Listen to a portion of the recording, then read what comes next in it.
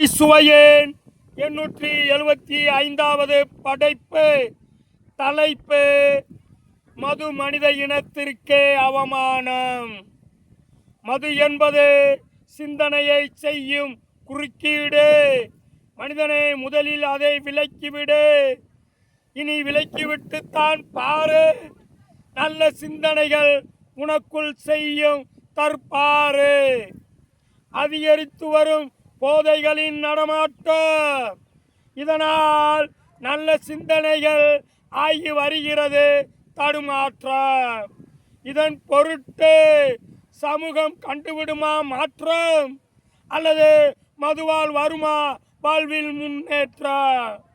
போதை என்பது உயிர் அழிவுக்கான தொடக்கம். இது தெரியாதா மது குடிப்பவருக்கு? மதுதானே இங்கே பிரதானம். ஆனால் மது மனித இனத்திற்கே அவமானம்.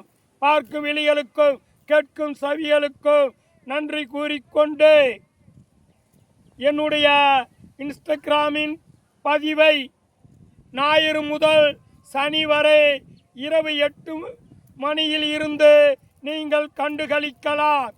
அதேபோல் என்னுடைய சமூக வலைதளத்தின் கருத்துக்களை ஞாயிறு முதல் வியாழன் வரை இரவு 8 மணி முதல் பார்த்து நீங்கள் விழிப்படையலாம் என்று கூறிவிட்டு, அடுத்த வாரமும் என்னுடைய சமூக கருத்துக்களும் என்னுடைய தத்துவ கருத்துக்களும் உங்களுடன் வந்து பகிர்ந்து கொள்ள வருவேன். மீண்டும் சந்திப்போம் அடுத்த வாரம். என் தமிழுக்கும் உங்களுக்கும் மறுபடியும் வணக்கம் சொல்லி விடைபெறுகிறேன். நன்றி, வணக்கம். சந்திப்போம் அடுத்த வாரம். இவன் உங்களில் ஒருவன், மதுரை கவிஞர் சு. வைரன். மீண்டும் சந்திப்போம். மதுரை கவி சுவையேன் 870வது படைப்பு. தலைப்பு: வாழ்க்கை எப்படி முன்னேற்றத்தில் முந்தும். இங்கே பெரும்பாலும் எல்லாமே நாடகம். இனி உன் உழைப்பு மட்டுமே உனக்கு சாதகம். இதை புரிந்து வாழ்வதும் அவசியம். தவறினால் வாழ்வில் நெருக்கடிகள் கூடும் நிச்சயம். இனியும் உழைப்பே செய்யாதே அலட்சியம். உழைப்பு என்பது வாழ்வின் லட்சியம். உழைப்பால் உயரும் பாக்கியம். இது உழைப்பாளிகளுக்கு மட்டுமே சாத்தியம். உழைப்பு என்பது எல்லோருக்கும் சொந்தம். ஆனால் உழைப்பு ஆகிவிடக் கூடாது மந்தம்.